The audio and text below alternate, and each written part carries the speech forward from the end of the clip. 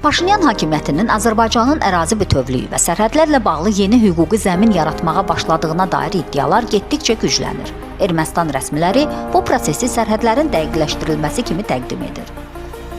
Xüsusilə Zəngəzur, Dərələyəz, Vedi və Göyçə gölünün ətrafındakı ərazilərin gündəmə gəlməsi diqqətdən yayınmır. Həmçinin bildirilir ki, ərazilərin Azərbaycana təhvil verilməsi üçün hazırlıq işləri hələlik diplomatik qaydada aparılır.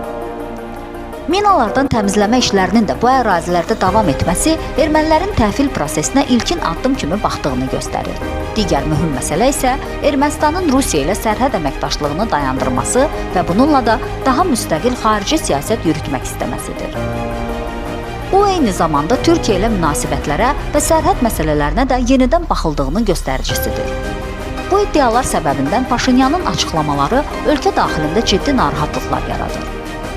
Lakin bəzi ekspertlər hesab edir ki, Paşinyanın əsas məqsədi 2027-ci ildə konstitusiyanı dəyişmək və bu müddət ərzində beynəlxalq dəstəyi artırmaqdır. Bu isə Minsk qrupunun ləğvi məsələsinin hələ 2 il aktual olacağına işarə edir. Yəni, Ermənistan sülh tərəfdarı kimi çıxış etsə də, əslində bu, zamana oynamaq taktikasına bənzəyir.